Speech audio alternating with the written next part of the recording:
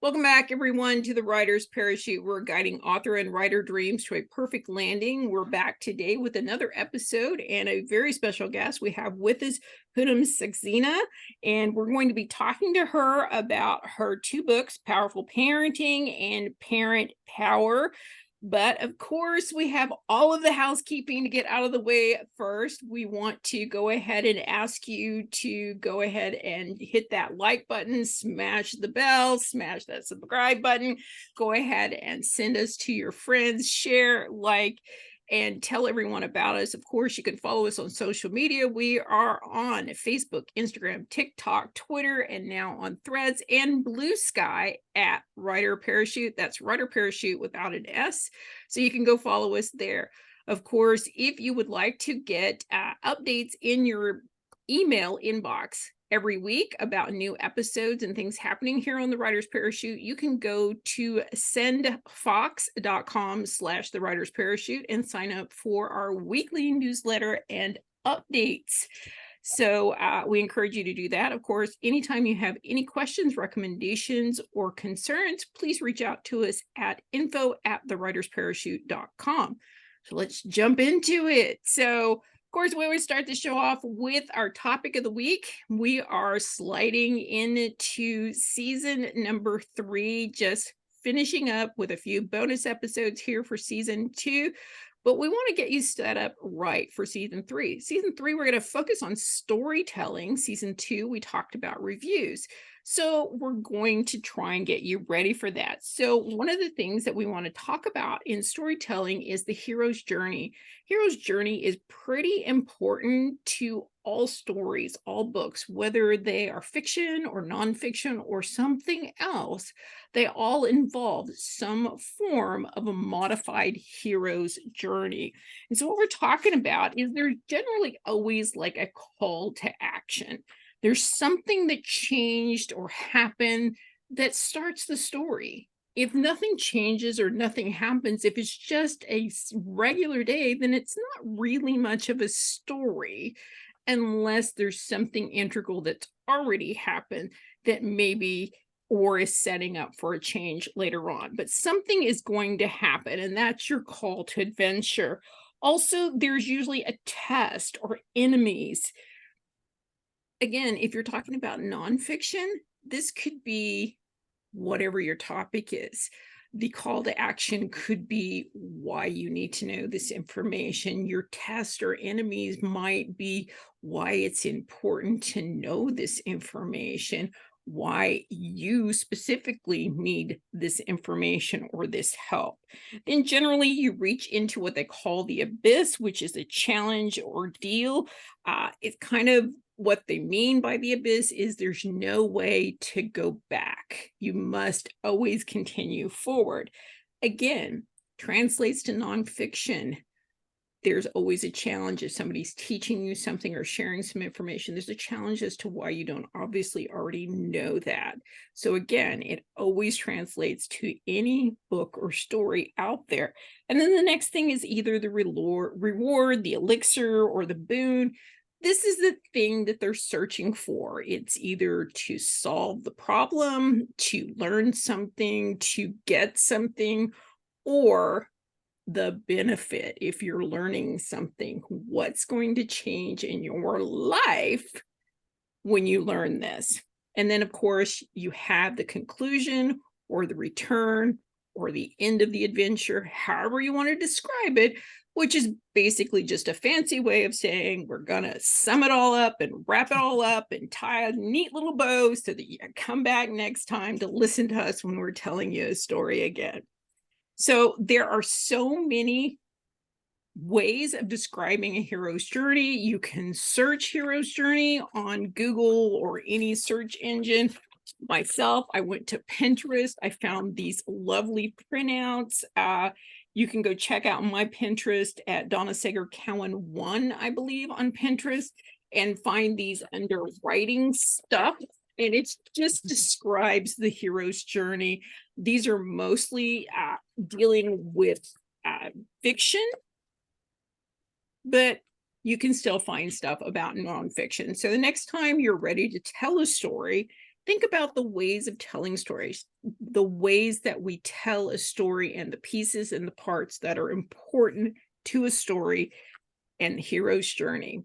Now, of course, we could spend so much time diving into this subject, talking about it on and on and on, and we would love to do that, but we simply don't have the time.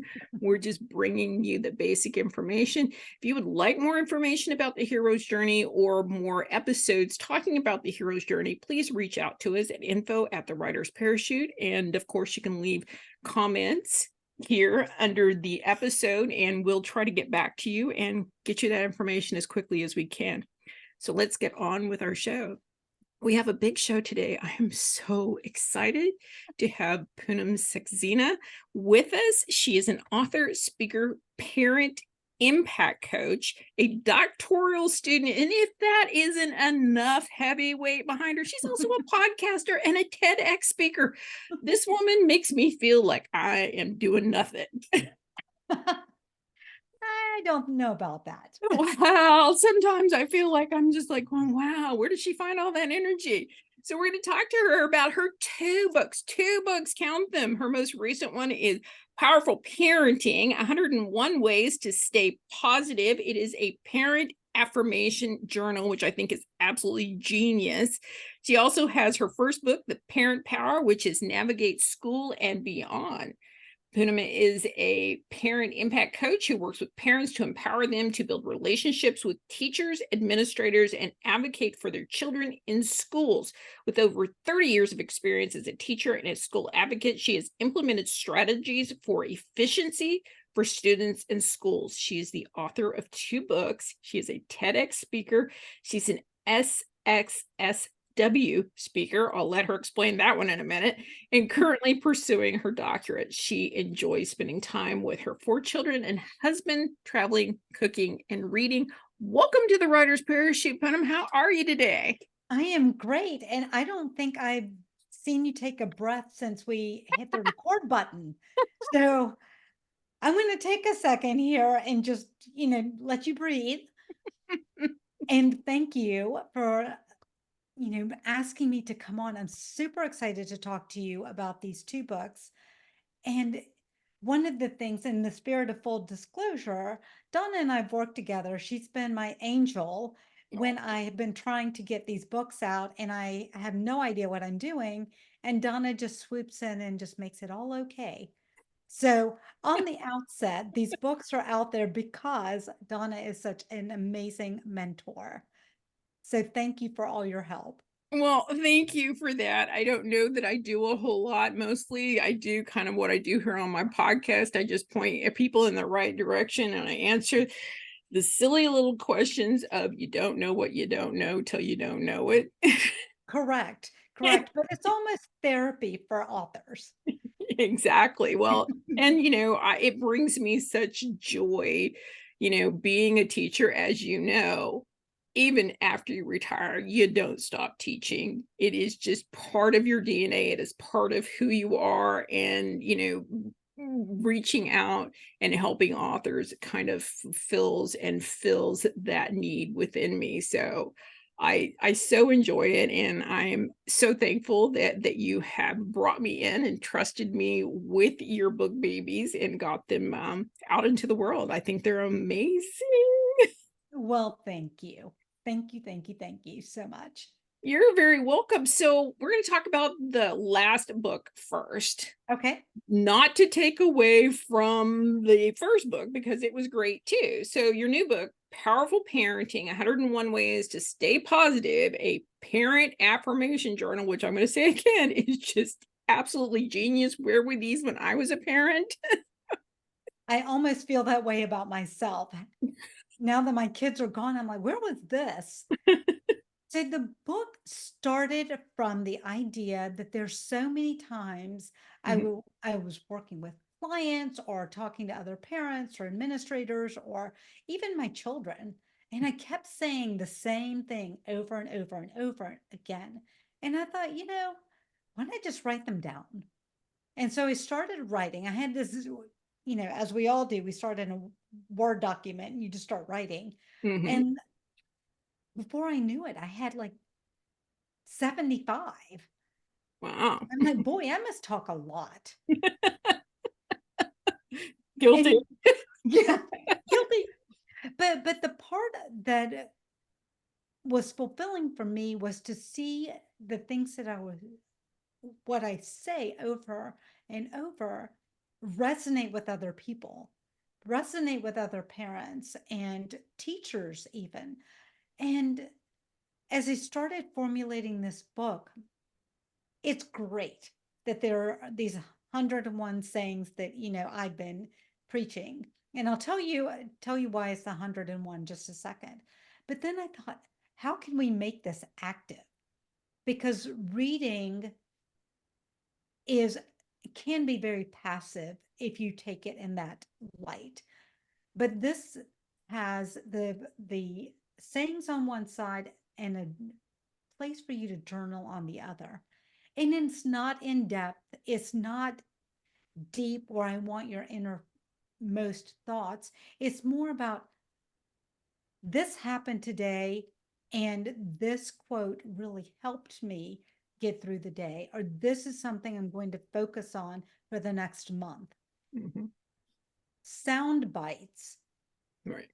to give you some positive affirmation and allow you just to jot some notes down so that when you go back, you can say, wow, I really took that to heart.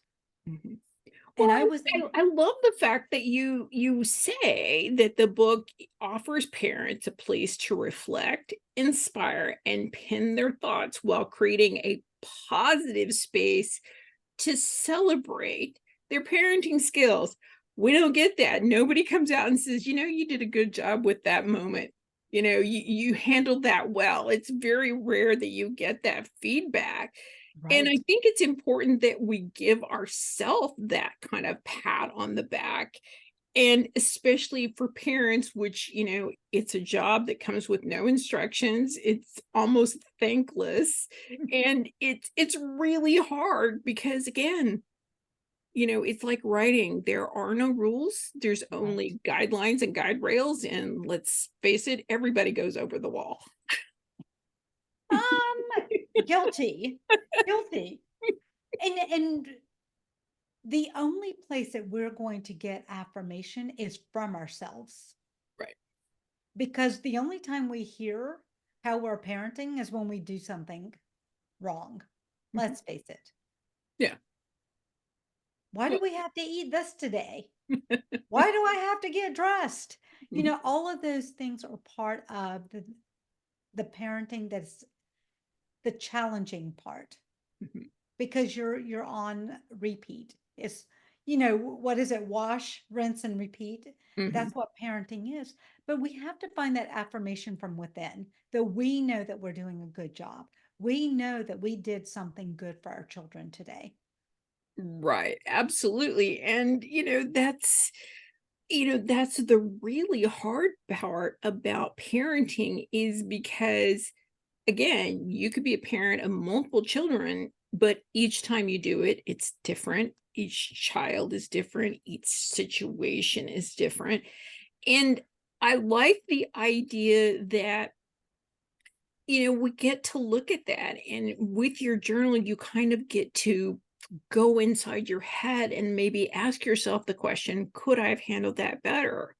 You know, in that moment, it's like, hindsight is 2020, Sure. but these decisions often come in a second. You don't get a warning that your kid's going to come and ask you this, obscure question and you have to respond or react. And so often it's instinctual. And for better or worse, that's not often our best self. So I love the fact that this journal gives you that moment to kind of step back and think about it. It's like maybe next time when that comes up, think I'll think it through. It's like because oftentimes I know for a fact for me, it's like it was a constant revolving door of new things. It was very seldom a repeat of a similar situation. It was Right. always something new and bizarre and disturbing And and challenging and challenging. challenging. Yes. And with 4 children, there was always something Mhm, that would needed to be managed, and mhm, I was joked when they were growing up, I was in crisis management. If you did not have a crisis, you were mhm. not being managed. This You is were true. good. And we forget that that is a skill that we develop. Mhm, We're not born to manage crises, mm, but it's part of us being a parent. And this journal gives you permission to fail mhm. and own it Well, and and see, then I get love back that. up and then get back up.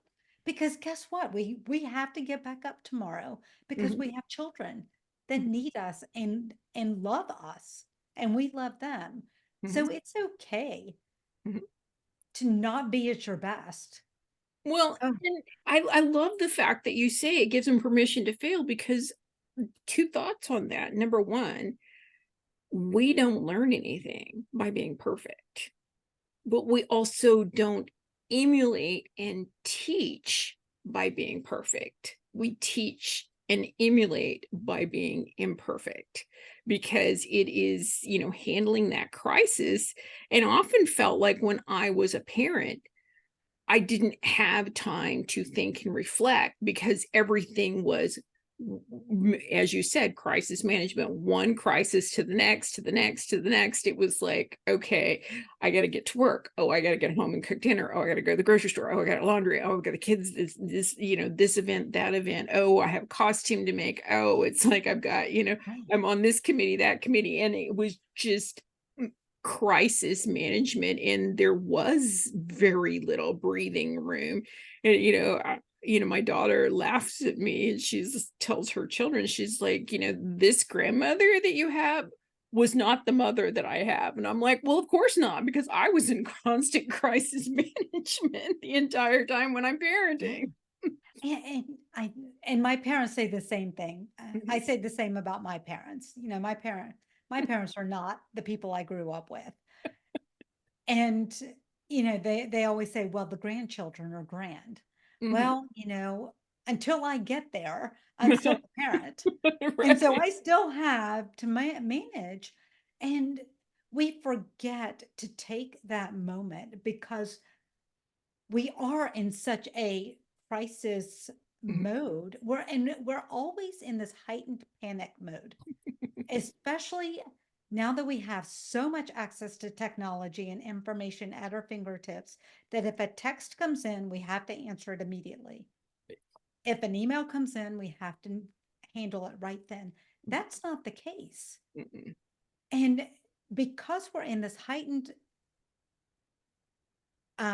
life of Reactionary mode. panic, that we are, or this life of immediacy, Mhm, that we never take that moment to go, you know what? That'll still be there in 5 minutes. mhm. But I have my desktop, my iPhone, my iPad, my laptop, everything is around me because I feel that immediate, my shoulders go up. I need to feel that way to Well, and then feel accomplished. And we have to remember as parents that we're going from work to the grocery store to cooking to putting our children to bed. And before we put our children to bed, we're wanting to make sure that they feel loved and secure mhm, and that they're safe. mhm, So there's so many hats that we're playing throughout the day mhm. that if we don't take that moment or two to reflect on what good we did, we're just going to implode. Well, yeah, and just to back up a little bit, when you're talking about, that feeling of immediacy, it's not just your immediacy. It's like, yes, you have your phone and your tablet and your laptop and your desktop and all of those things, but you also have that multiplied by the members of your family because each child probably has a phone and or a tablet and the spouse and and it's like so it's like and it's all become now your lot in life to deal with it, to Right. make those decisions and, the yes or no's or maybes or organize or whatever is going along with it. So I think that it's a fascinating topic. I don't think it's a topic that has been dived into enough, Mhm. especially in the arenas that you're talking about. So I know the answer to this, but I do want you to share with our audience what specifically was your inspiration to talk about parenting specifically? So I am a first generation Indian American. I was born in Auburn, Alabama, which is, where all Indians congregated in the 60s. I'm joking. Um, but my father was doing his PhD there. He and my mom are both immigrants, and they're well educated. But I know now that they did not know how to navigate the education system in America because it's very, very different in India. And nor should I have, but you don't know these things until you get older. And I took the gifted test in first grade because I don't remember what I was reading on, but they thought I would qualify. And I didn't. And then they offered it to me in second grade again. And I distinctly remember the day that my teacher said I didn't make it. And I went from a high achieving all A student to an average C student.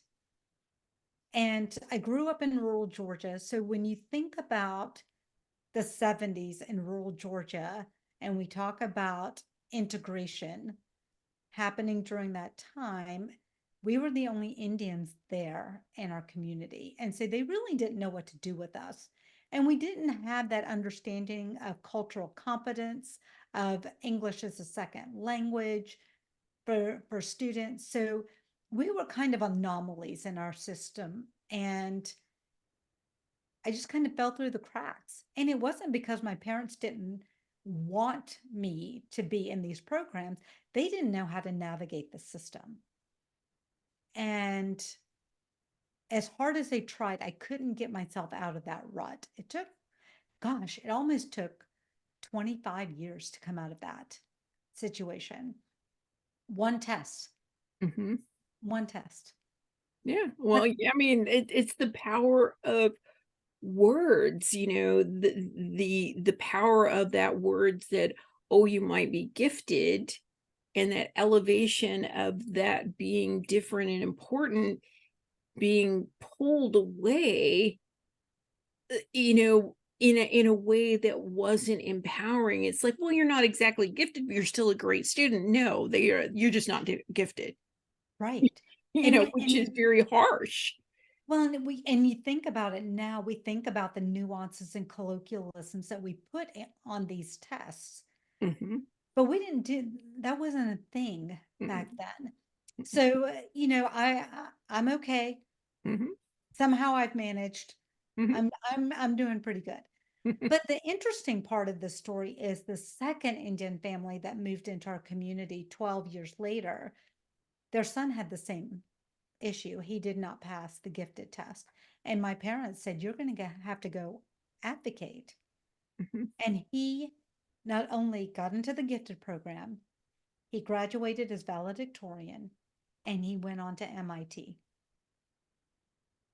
So I'm not saying every child is going to have that trajectory, Mhm, but there is an element of parent advocacy that does help their children mhm.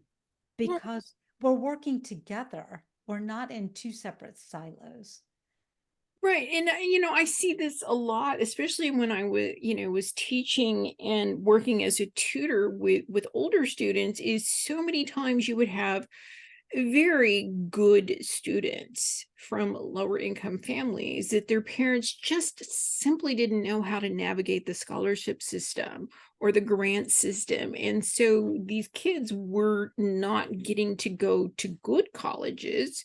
Not that, junior colleges or local colleges are necessarily bad, but, there is an elevated education at some of these elite schools, but they're expensive.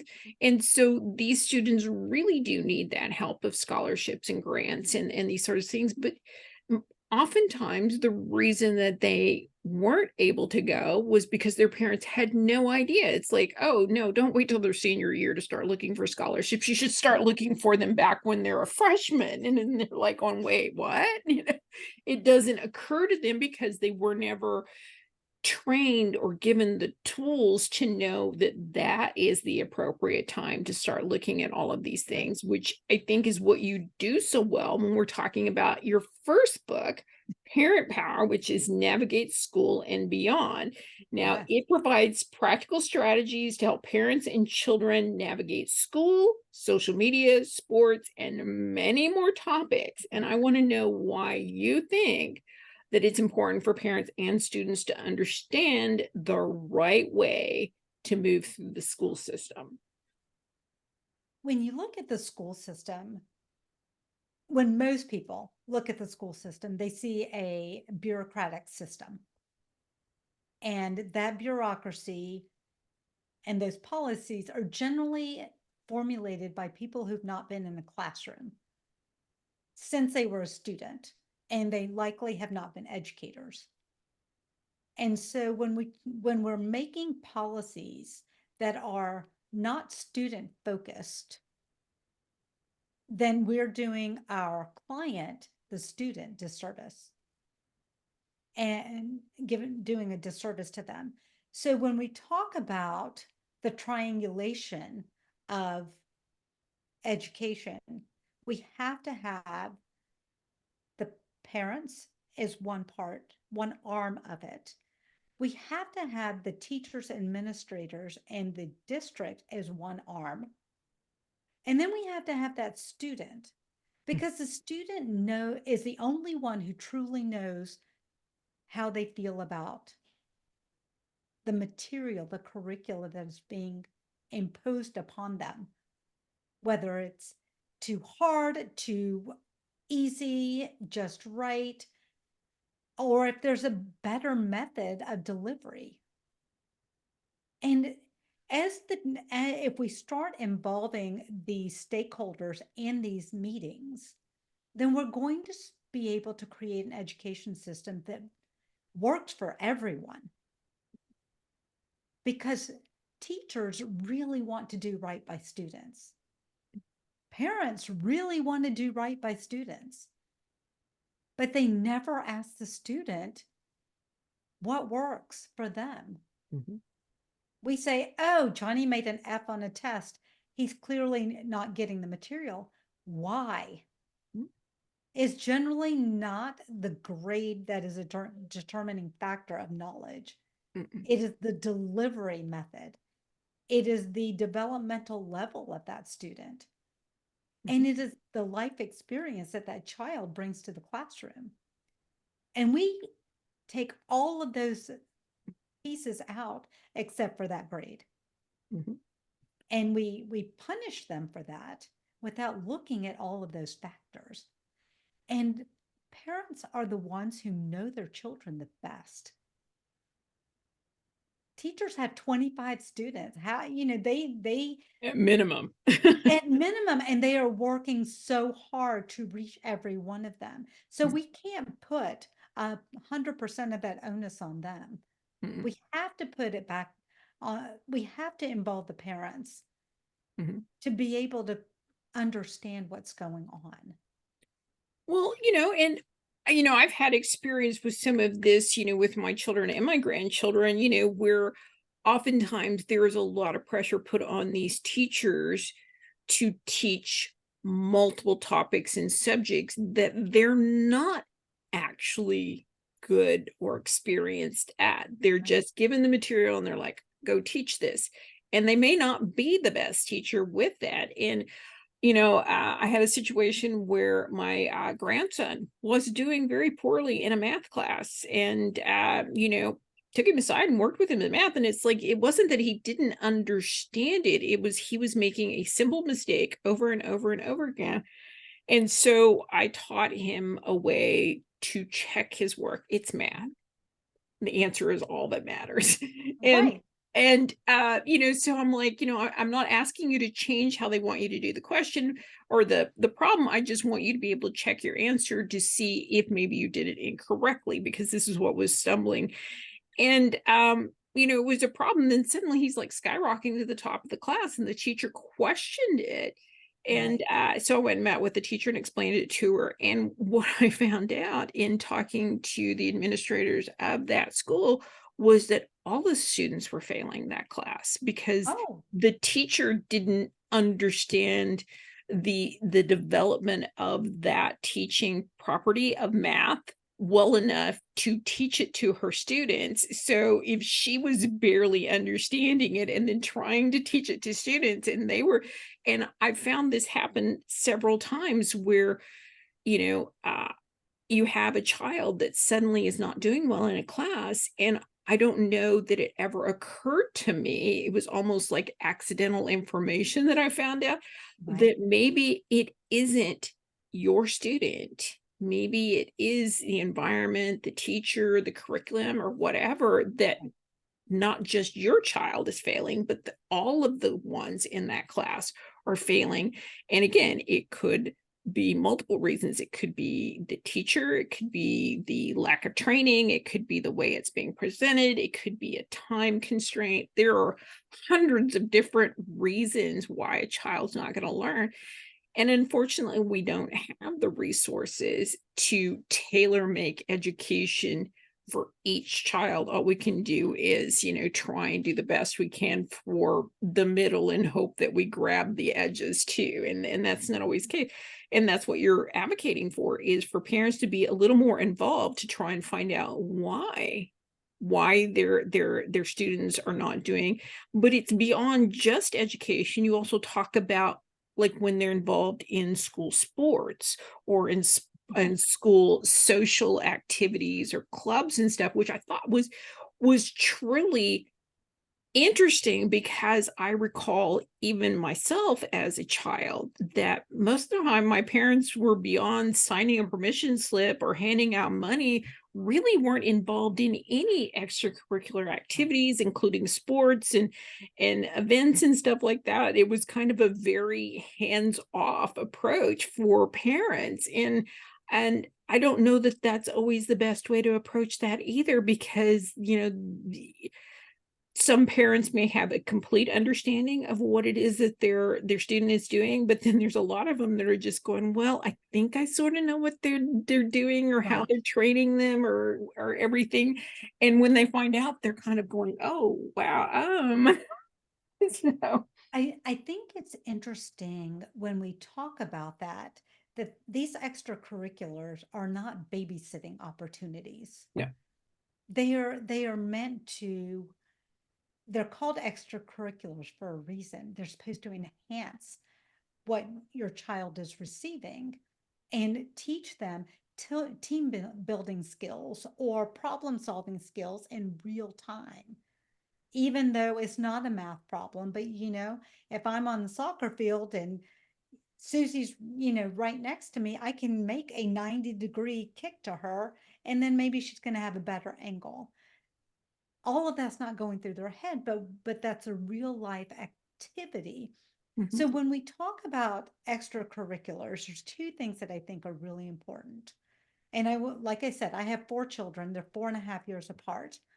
Um, I was at every performance, sporting event, whatever it was. I was at every one of them. And it got to the point where they were like, well, you don't have to come.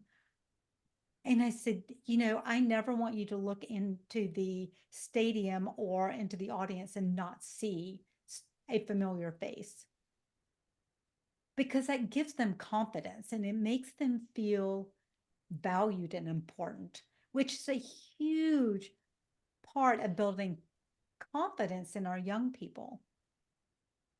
Parents are supposed to instill that. Mhm. And it's amazing what you can do with a little confidence, just a little. Mhm.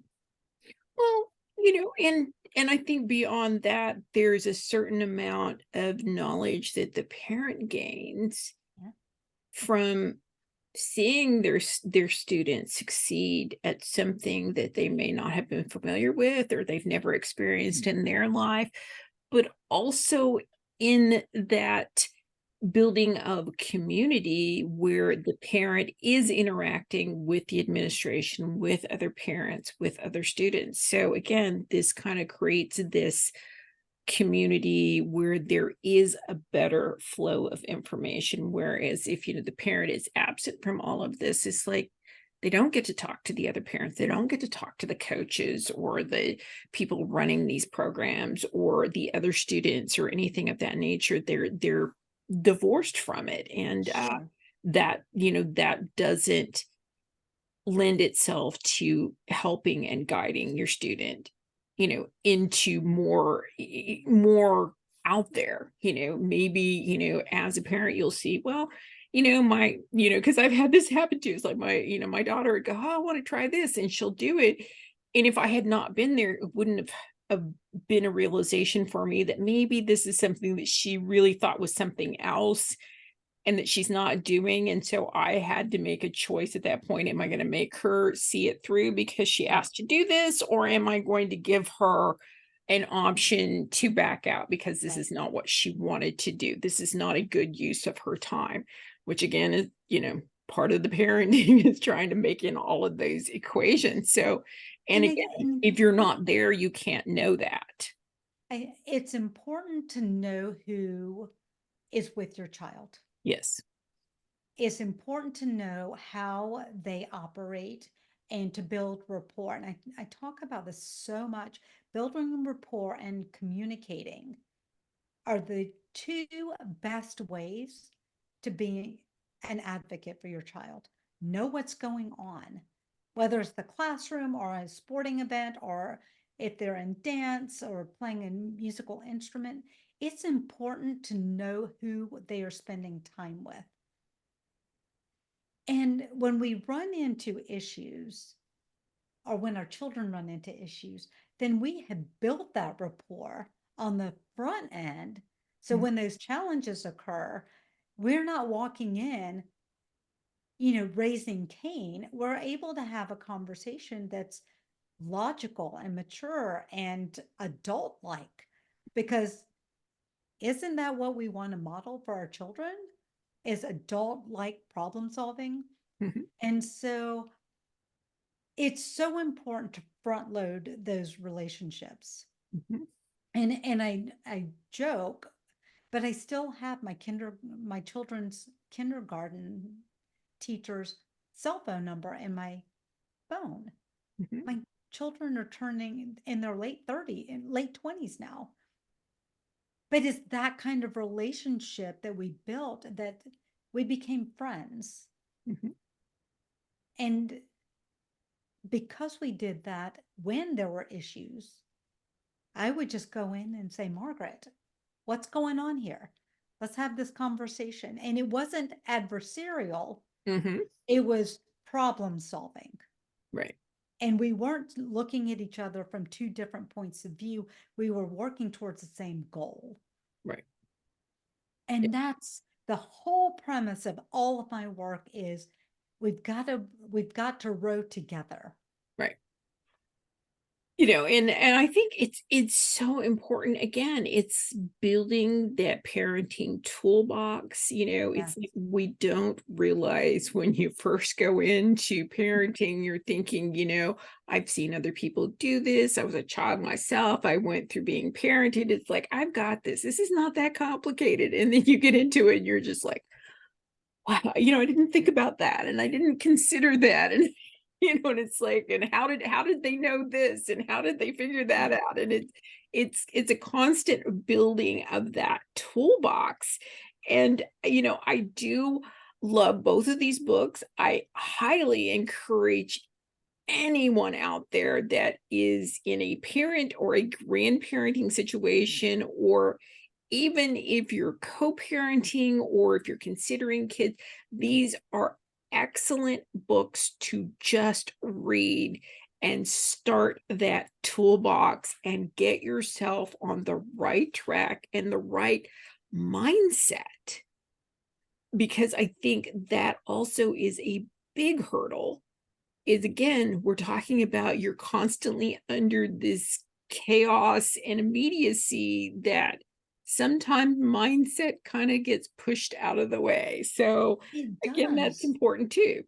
And just like you were saying earlier, when we talk about the fact that you and I have all of these devices, Mhm. our children have access to so much more than you and I did when we were children. Yes. I grew up in the age of rotary phones Mhm. and making trunk phone calls to India where we had to book an international line because there are only so many that went. So our children have access and they learn so much earlier than we ever did. Mhm. That we really have to be more hands-on Mhm. and we have to be aware of giving them space to have. Now we can fail as parents, right? Sure. But our children need safe fails. They need that parachute Mhm. because we need them to learn from those mistakes. Right. And that's really important. Another component of the Parent Power book is at the end of every chapter, at, did I say chapter? Every chapter, I have my own anecdote of why this chapter is so important. And so I lay it out there. This is what happened to me. Mhm. This is why I'm telling you that maybe you want to try a different avenue. Right. So if it happens, we have to learn from each other. Yes. Like you said, there is no manual. Mm-mm. I can tell you something today and it's going to work, and tomorrow it's out the window. Right. So it's really important. The other thing I wanted to share that I forgot on the powerful parenting one is why is it 101? Ah. 101. So when you are in India and you give a gift Mhm. of money, and this goes back centuries ago, you always give 100 or 50 or 10, but you always add one to it. So it's always 11, it's always 21, it's always 51, and so on. And that is because in the olden days when you traveled and you gave people 100, 100 rupees, you always gave them that one so that if they wanted to get a snack or they wanted to get tea or they wanted to get a soda, they didn't have to break the 100. And so we always add just one for Mhm. good measure. Yeah. I love that, and who can I mean, it's like cookies. I mean, wouldn't it be great if there was 101 in the pack instead of 100? That little extra one you could save back for that just that moment when you really Ex- need that cookie. yes, exactly. So I always think in that mindset Mhm. of what's the extra one? What does that extra one bring to the table? Right. Absolutely. That is wonderful. So we're going to shift gears a little bit and focus Sure. a little bit more about the writing process. So I Yes. want to know if you could go all the way back to the beginning when you were starting to think about these ideas and write these books. What is it that you wish that you had known or that somebody told you before you got started? It is a longer process than you can ever imagine. That it takes for it to be a book worthy of someone else reading, it can't be as conversational as you and I are being. It needs to have depth and thought and meaning behind the purpose of those words.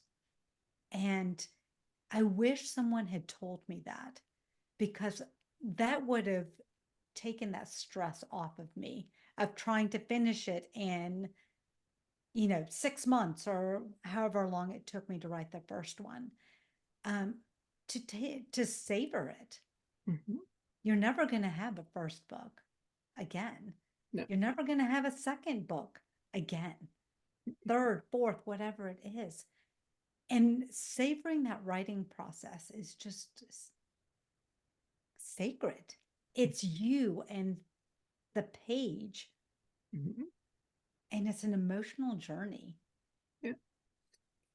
Well, So, so much. I mean, as a coach, I probably say this to every single one of my writers and authors is celebrate every moment because it does only come once. Even if it's your 25th book, that moment of having the idea clear in your head, that only comes once. The idea, getting it down in that first draft, that only comes once. The moment when it's ready to send off to the editor, that only comes once. That moment when you get that proof copy in the mail and you open that package and hold it in your hand. I don't care how many books you've written, every single time it is a moment in time, and if you just let it fly by, if you just don't give it the space to celebrate, you do kind of regret it. You do. You do. And it goes back to affirming all of the work that you put in. Mhm, That's the moment that you celebrate and you affirm your ability to put something out in the world that's uniquely yours. mhm. I don't know how many self-help books are out there, or parenting books out there. There are hundreds of thousands of them, but none of them are like yours. No, no, no, That but, and that's it, everybody has a unique voice, and it comes across when they're writing and publishing a book.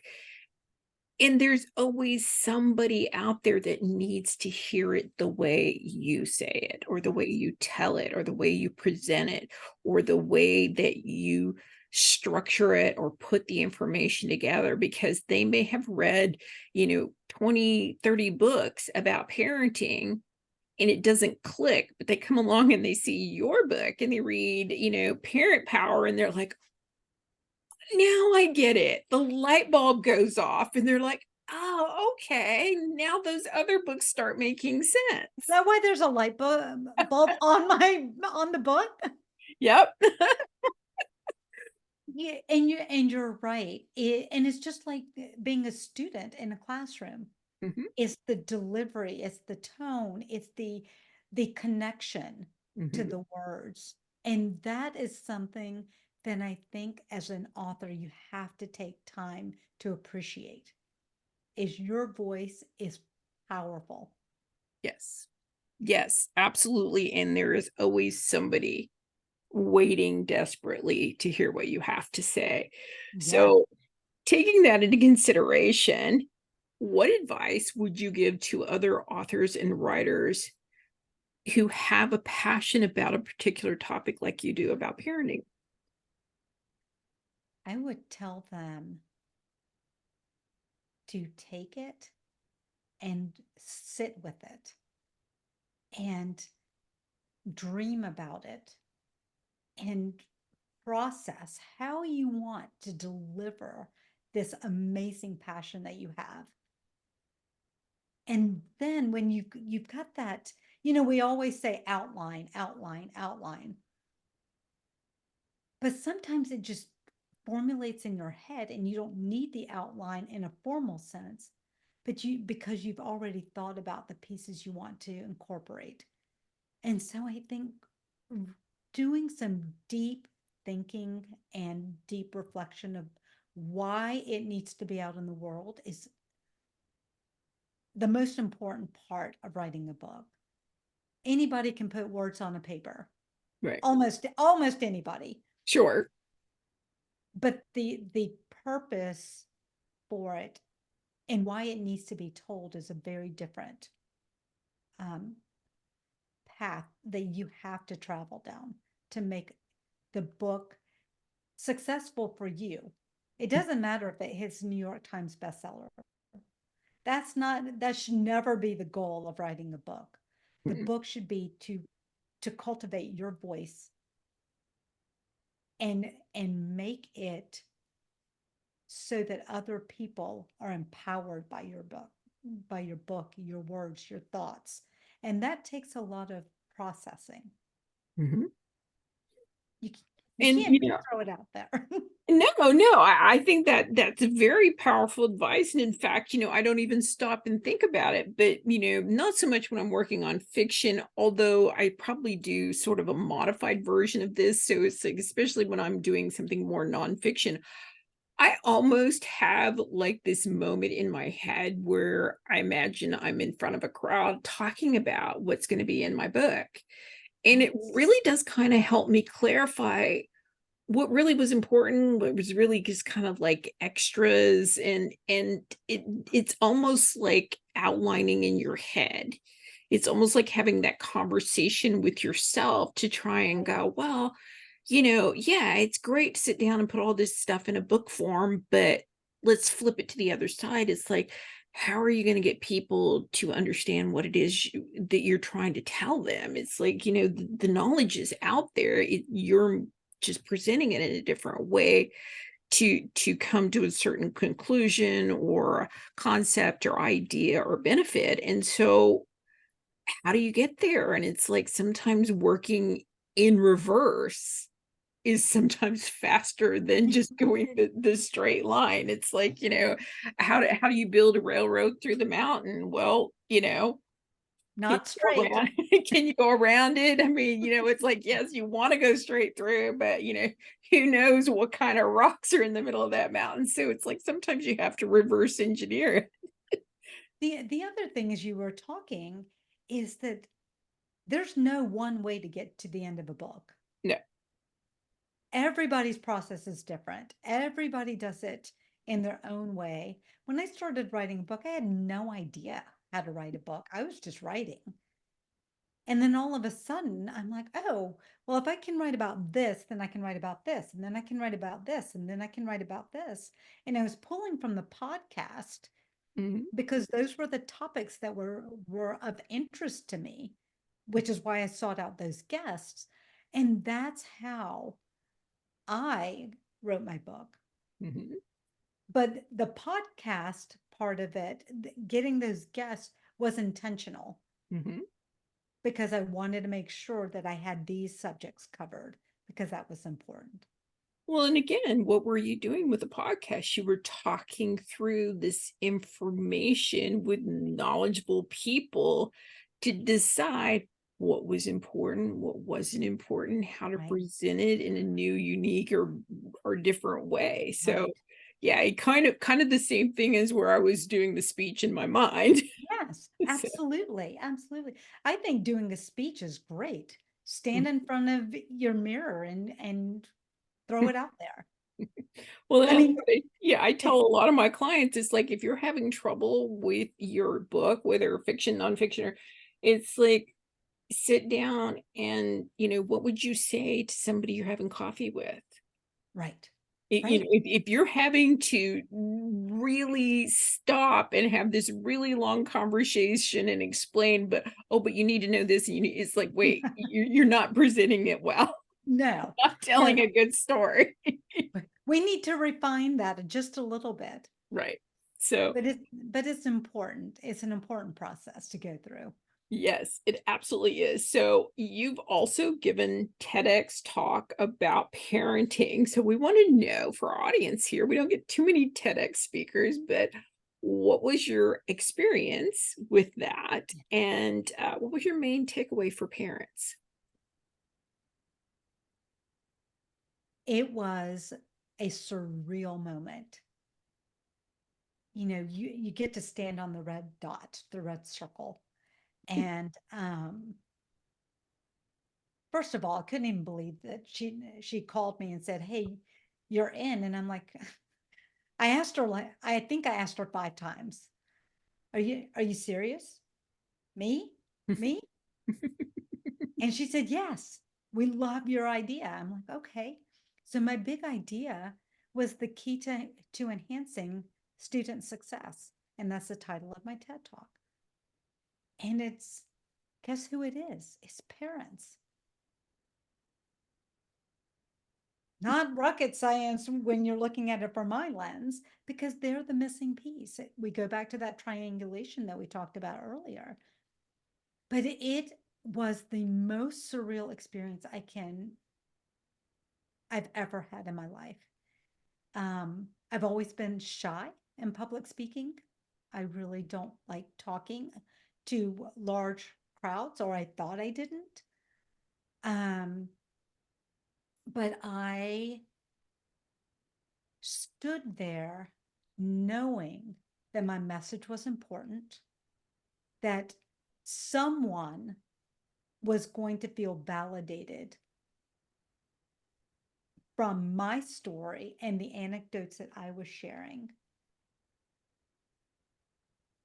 And there's nothing quite like your big idea being shared on the world stage. The most interesting part of the whole thing was we were just coming out of COVID. This was 2021, and they had limited guests in the auditorium. So my husband went, um, but they had it streaming virtually. And as I stood on that stage and I knew it was being streamed virtually, I knew that my family in India and Japan and Africa and Europe were all watching. Mhm.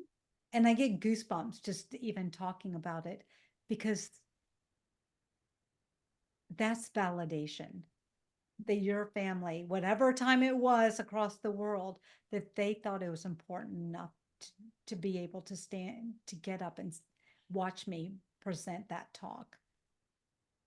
And that's a pretty, um, talk about a pat on the back. Mhm. That was a huge pat on the back. Yeah. Great validation. And for those of you who are listening, don't worry, we're gonna link her TEDx talk in the show notes for Yay! you so you guys can go check that out. I think it is well worth your time, whether you're here or somewhere else around the world. You'll get to enjoy that. You describe yourself as a parent impact coach. It's an unusual title, and I want to know what a parent impact coach has to offer and who would benefit from that kind of coaching.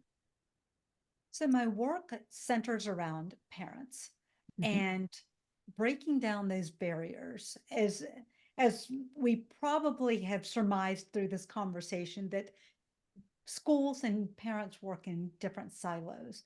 And my goal is to break down the barriers that parents feel, that they may have had traumatic experiences in school that make them, or prevent them from walking through that door, or they feel they're not equipped with the knowledge of what's happening in the schools to walk through that door, or I am so busy I don't have time. Mhm. And my goal is to break down all of those preconceived notions that parents have and work with them in a systematic way so that they feel empowered to go and ask. I find that when we get past those first few hurdles, we're smooth sailing from there. But getting our parents over that hump is what I work on.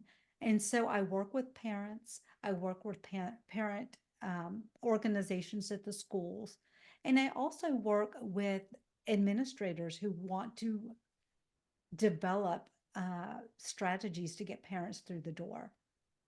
And then I also work with businesses because I want businesses to know that if they want to be still there when these students graduate, they have to invest in them and they have to allow their employees an opportunity to go in and mentor these students, even if it's reading a children's book to them, one of your books to Mhm. them, Donna, because that's how we're going to cultivate that symbiotic relationship, because those professionals coming in get to talk about their profession.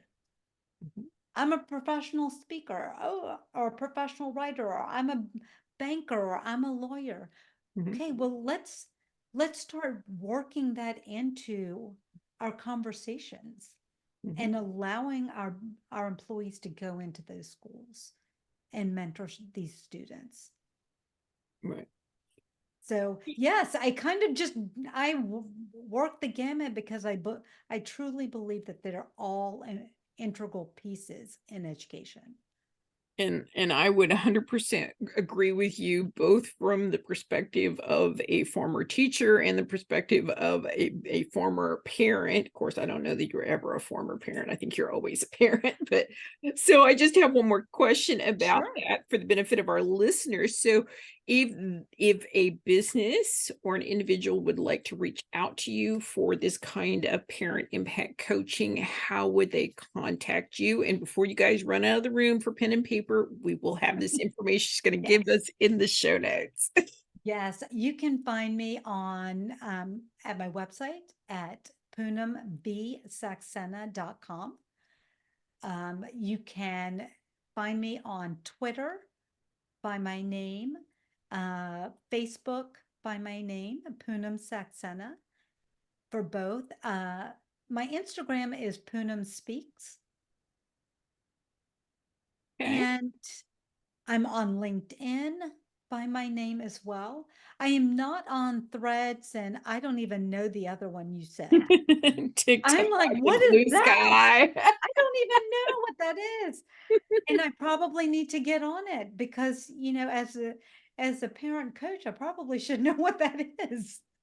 But this is the learning curve that we parents have Mhm, is we're constantly having to learn from each other on these social media sites. mhm. So yes, you can find me almost everywhere, I should say. All right. So you don't have a specific place that they need to go to contact you for information about the parent impact coaching programs or So yeah, I don't have that up on my website just yet. We're still developing that. You can also email me at okay. punabsaxena at gmail.com. Okay. All So right. Well, again, we'll put all this information for you guys yeah. up in the show notes. And so we want to know, Ooh. and this is a crazy question because Uh-oh. I mean you're so busy and you're so you're always so much doing things. So we want to know what keeps you motivated, what keeps you moving forward onto the next topic, the next subject, the next book, the next topic of talk. Um, so what motivates me is my children. They they have always seen me as mom and advocate and community advocate. And now I want to be able to have those, um, I want to meet those credentials that they have attributed to me. Mhm, I'm also wanting to, because I feel I lost those 25 years, I feel like I'm trying to make up all that time by getting the doctorate and writing books and speaking. And, that's what motivates me. And the other thing that motivates me is my voice is important. And I never knew that as I was growing up. I always felt after those two incidences that I was less than.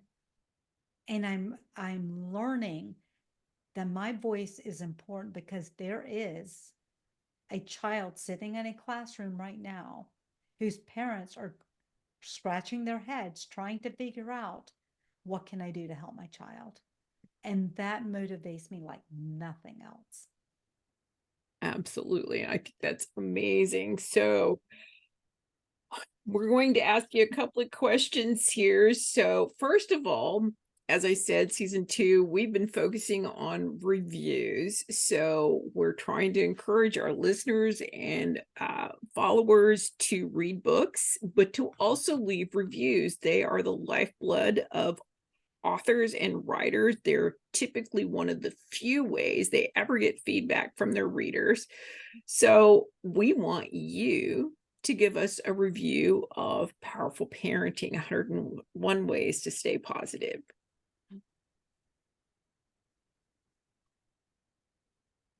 this parent affirmation journal is a reminder that you are a strong, confident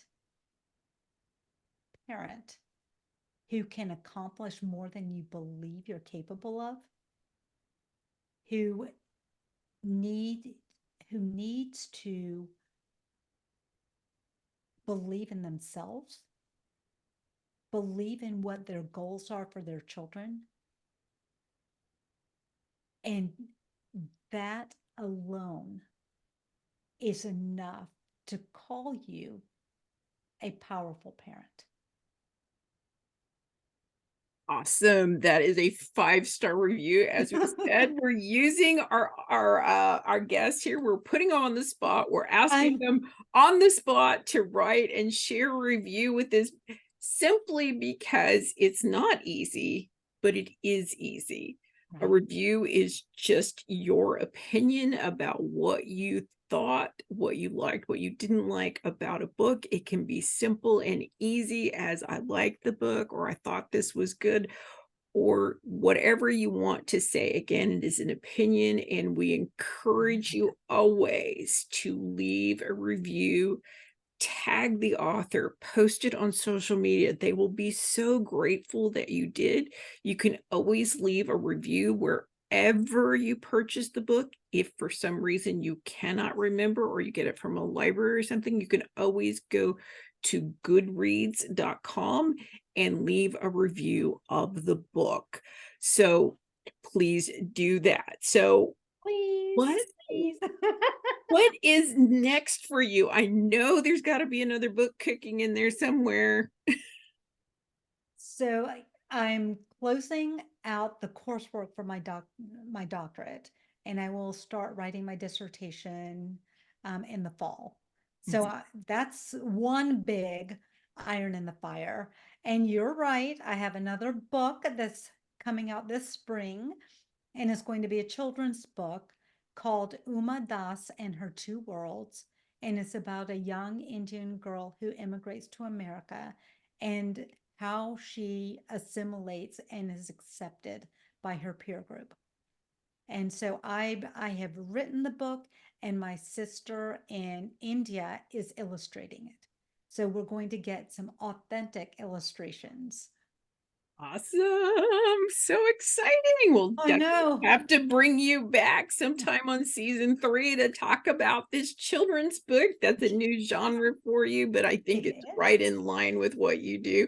And I'm very excited and congratulations on the doctorate. That is so Thank you. exciting and so you. Well, considering I never wanted to get a master's degree, I feel empowered. Mhm. Well, No time like the present. And I would tell your listeners, the people who are watching, there is no time like right now to do what you want to do. absolutely. Yeah, don't wait for tomorrow. As I say, I don't go to sleep at night unless I learn something new every single day. Yes. You know, Use the journal. you don't have to have a formal education to keep learning. So No, no. so when you mentioned it earlier that you have a website where listeners can find you, but also you have your books. Can you tell us what retailers those are available on?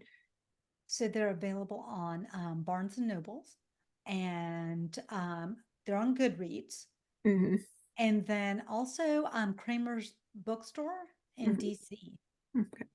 So, Yes. I helped her publish her books, so I can tell you they're available worldwide. You can get Ah, them at any book retailer shop. If you go to a local retailer, independent retailer, and they don't have it, you can ask for them to get it for you. It is available worldwide. So, go out and grab your copies of both her books. We will have them linked and listed in the show notes. Also, you mentioned you were on social media. You are on Twitter, which is now X, Facebook, Instagram, and LinkedIn. And we'll talk to you more in the green room afterwards about Yes. some of these other ones out there. So, again, we'll link everybody to your social media so that they can go follow you and see what you're doing and get maybe updates on this new children's book that's coming out. Yes. So I have a couple of more questions for Sure. you. So any upcoming events, any newsletters, signups, giveaways, or anything that you want to share with the audience before we go do our tip of the week? Yes, so I am presenting at the Eastern Educational Research Association next week on my doctoral paper that I wrote about retention of Asian Americans in higher education. I will be speaking at the beginning of March at South by Southwest in Austin, Texas, and talking about parent engagement along with my panel co-hosts. And we're going to be talking about the trifecta of culture, collaboration, and community. So Okay. we'll be doing that. And I have a new blog. I forgot to tell you about my new blog because I have so much free time. Yeah. And it's called Powerful Parenting. As you can tell, I love this alliteration Mhm. of powerful and parenting. It's a biweekly blog and it talks about different aspects of parent affirmation. So this week's was talking about the camel's walk. And if you know anything about how camels walk, which I did not, I was surprised of that from my father about 20 years ago, which of course then I had to go Google. But camels walk right, right front, right back, left front, left back. Mhm. Where if your cat, you watch, they walk opposite. Mhm. Well, camels walk One linearly side or the other, yeah. because of the sand, and they have to make sure they're sturdy and Mhm. stable. Well, Mhm. that's an, an adaptation to their environment. Well, guess what, parents? That's what we do every single day. We're adapting to our environment. Like you said, it's a moving target from moment to moment, Yep. raising children. And so this week's is called the Camel's Walk. 2 weeks ago, it was the Chaos Coordinator. But it's all about how we take our real life um, events and we can always bring them back to how we parent. And so this is my new project for this year is to blog. All right. Well, of course, we're going to have information of these events that she has upcoming and connect you to her blog on her website and get you all the information that she has for you out there. Was there anything else that you wanted to include before we go jump over and do our tip of the week and say goodbye to everyone? I feel like I have shared so much of what I'm doing. I just want to put out that I do sleep. Okay, good. I was getting a bit worried, so I'm glad you clarified that. No, I like to be able to I have these random thoughts, Donna, like we all do. And this is just my way of penning them down. So, no, but I am all good. Thank you so much for having me. It's been, first of all, I love spending time with you. Every time we connect, I feel smarter and smarter. And I'm just so thankful that we got a chance to chat today. So thank Well, you. Well, I appreciate you being here as a guest, but we got some more to talk about here. So let's jump over to our tip of the week. Typically, we take some problem that the guest has dealt with or they've mentioned to me in the green room and we talk about it because this is how we all learn sharing obstacles, challenges, and how we get through. That is more valuable than learning it by yourself the first time. One of the things that she mentioned to me in some of the notes when we were communicating back and forth was that time is an issue. as you can tell, she's very, very busy, very, very busy. She had to clarify she does actually sleep. That tells me one thing, that she's very busy, Mhm. and that she has to remind herself to take things one thing at a time. This is a very relevant. I hear this time and time again from authors. I don't have time. I have been working on this for so long and I have so much to do and I should be further along. And I'm going to take you back to what my normal response is. Give yourself grace. You are one person and you are doing what you can. Remind yourself that it doesn't have to happen today or next week or next month. The only thing that is required is progress. That progress could be one sentence, one word, one paragraph, one anything. It's the act of doing it one thing at a time, one day at a time, over and over, and creating that habit. So, if you don't feel like you have time, think about those spaces of wasted time in your life. We all watch TV, we all scroll through social media, we spend time on YouTube,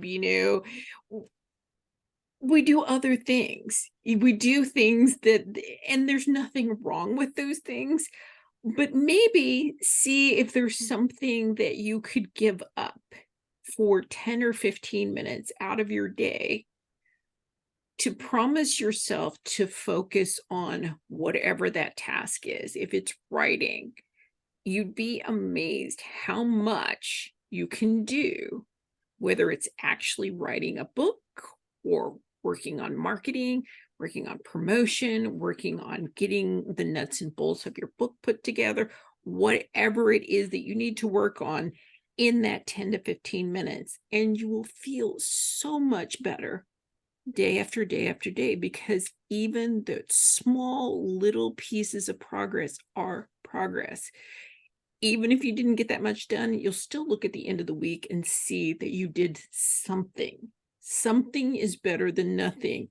As I tell people, I don't care how you write or why you write or a style you write, because I can fix it and make it better, but I cannot edit a blank page. So next time you're giving yourself a hard time about I don't have time, or I'm not moving forward, or I'm not getting it done, give yourself grace. Find that 10 to 15 minutes somewhere in your day. Remember, we carry around these amazing devices in our pockets. We don't have to actually write. We can speak.